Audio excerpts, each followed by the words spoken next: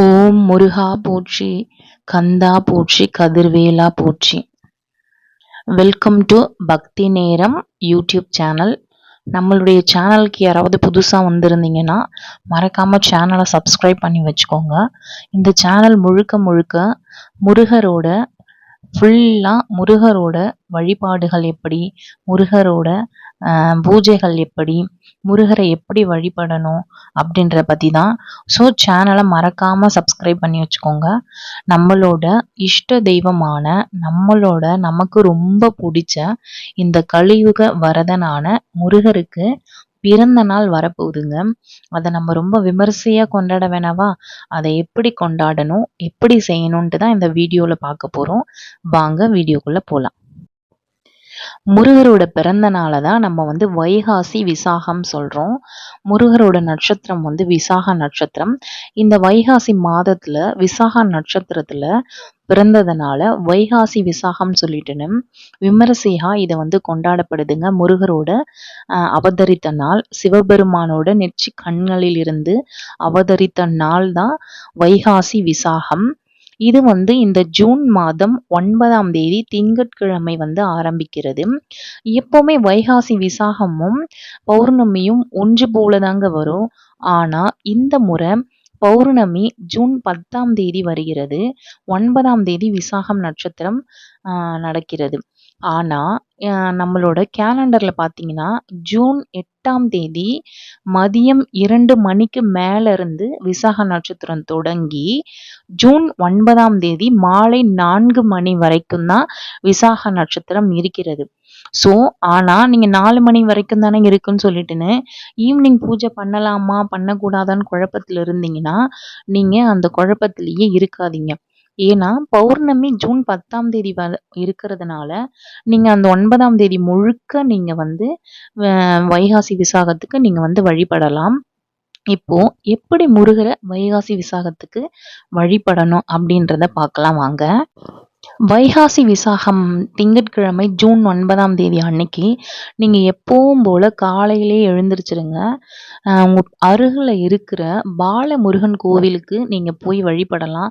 இல்லை எனக்கு தூரமாக இருக்குன்னா நீங்கள் பக்கத்தில் இருக்க எந்த கோவிலுக்கு வேணும்னாலும் காலையில் 5 மணிக்கே எழுந்துக்கோங்க. எழுந்து எப்பவும் போல் குளிச்சுட்டு வீட்டிலலாம் விளக்கேற்றிட்டு ஒரு 5:30-6 மணி போல் நீங்கள் காலையில் முருகர் கோயிலுக்கு போயிட்டு உங்களால் என்ன முடியுமோ அபிஷேகத்துக்கு அதை நீங்கள் வாங்கி கொடுங்க.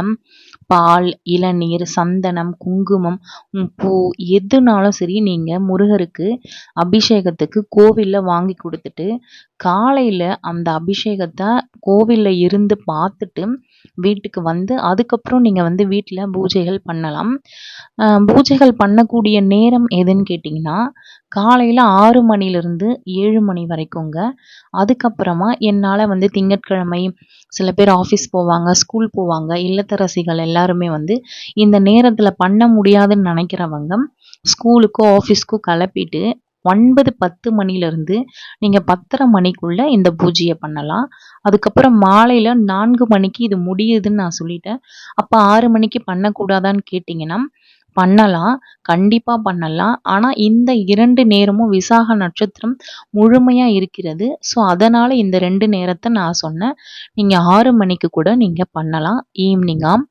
நீங்கள் காலையில் கோவிலுக்கு போயிட்டு வீட்டில் பாலபிஷேகம் பண்ண முடியாது, என்கிட்ட ஃபோட்டோ தான் இருக்குது, என்கிட்ட விக்கிரகம் இல்லை, சிலை இல்லை அப்படின்றவங்களாம் கோவிலுக்கு பாலோ இளநீரோ உங்களால் எது முடியுதோ வாங்கி கொடுத்துட்டு காலையில் நீங்கள் அந்த ஆராதனையை பார்த்துட்டு வாங்க. வீட்டுக்கு எப்பவும் போல் விளக்கேற்றி உங்களுக்கு என்ன முடியுமோ சக்கரை பொங்கல், பாயாசம், என்ன நெய்வேத்தியம் உங்களுக்கு பிடிக்குமோ ஸ்வீட்டில் செஞ்சு கேசரி நீங்கள் வச்சு படைங்க.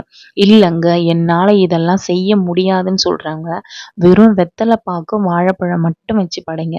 அது கூட முடியாதுன்னு நினைக்கிறவங்க ஒரு டம்ளரில் மனசார பாலை வச்சுட்டு வீட்டில் துளியோண்டு வெல்லம் இருந்துச்சுன்னா ஒரு கட்டி எடுத்து வச்சுட்டு முருகா என்னால் இன்னைக்கு இதுதான் முடியுது, நான் மனசார உனக்கு இதை படைக்கிறேன், நீங்கள் மனசார இதை ஏற்றுக்கோங்கன்னு மனசார நீங்கள் முருகருக்கு ஒரு சின்ன துளி அளவு வெல்லம் படைச்சா கூட அவர் அதை ஏற்று பாருங்க.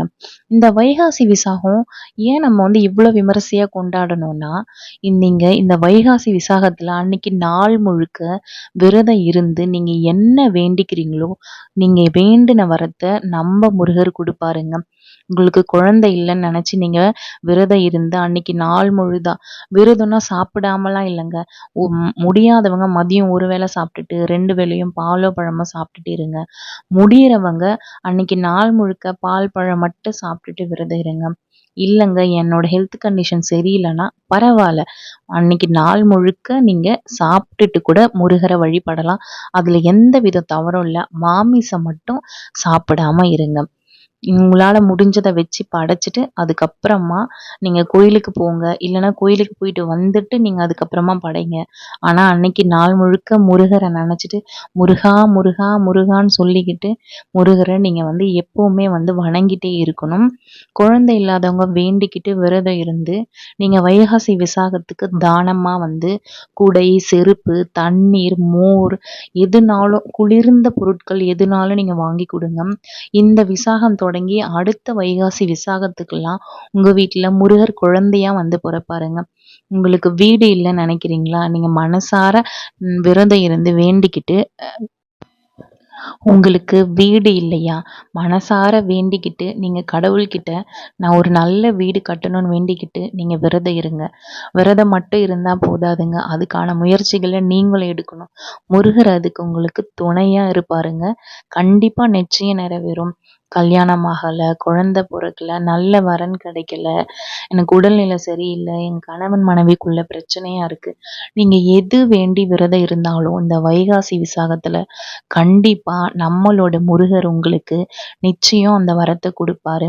நீங்க வேண்டும் போது உங்களுக்கு மட்டும் வேண்டாம உங்க பக்கத்துல உங்களை சுத்தி இருக்கவங்க, உங்களுக்கு கண்ணுக்கு தெரிஞ்சு யாரெல்லாம் கஷ்டப்படுறாங்களோ அவங்களுக்காகவும் சேர்த்து வேண்டி விரதம் இருந்து உங்களால முடிஞ்ச தான தர்மத்தை பண்ணி இந்த விரதத்தை அன்னைக்கு நாள் முழுக்க இருந்து முடிச்சுட்டு கந்த சஷ்டி கவசம், திருப்புகழ், வேல்மாறல் உங்களுக்கு என்ன முடியுதோ அதை படிச்சு அந்த நாளை நீங்க விரதத்தை முடிச்சு வச்சீங்கன்னா அடுத்த வைகாசி விசாகத்துக்குள்ள நீங்க என்னெல்லாம் நினைச்சீங்களோ அதெல்லாம் நிச்சயம் நம்மளோட அப்பா முருகர் உங்களுக்கு நடத்தி வைப்பாருங்க. இது நிச்சயமான உண்மை. ஆனா மனசுல எந்தவித சலனமும் இருக்கக்கூடாது. தீய எண்ணங்கள், கெட்ட குணங்கள் எதுவுமே இருக்கக்கூடாது. தூய மனசோட, நல்ல குணங்களோட, நல்ல எண்ணங்களோட நீங்க முருகரை வேண்டி விரதம் இருந்து அந்த விரதத்தை நிறைவு பண்ணீங்கன்னா நிச்சயம் உங்களுக்கு கிடைக்கும். இந்த வைகாசி விசாகம் நிச்சயம் உங்க எல்லாரோட வாழ்க்கையிலையும் ஒரு ஒளி ஏத்தும்னு நான் நம்புறேன். தயவு செஞ்சு மற்றவங்களுக்காகவும் வேண்டிக்கோங்க. உங்களால முடிஞ்ச தான தர்மத்தை செய்யுங்க. உங்களால எது முடியுமோ அதை வச்சு முருகருக்கு படைச்சிட்டு வழிபடுங்க. எல்லாரோட வாழ்க்கையிலையும் முருகர் ஒளி ஏத்தணும்னு நானும் உங்க எல்லாரோட சார்பாகவும் வேண்டிக்கிறேன். மறக்காம நம்மளோட சேனலை சப்ஸ்கிரைப் பண்ணிக்கோங்க. நன்றி. உங்களுக்கு வேற எந்த வீடியோ வேணும்னாலும் எனக்கு கமெண்ட் செக்ஷன்ல கேளுங்க. நான் நெக்ஸ்ட் அதை அப்லோட் பண்றேன்.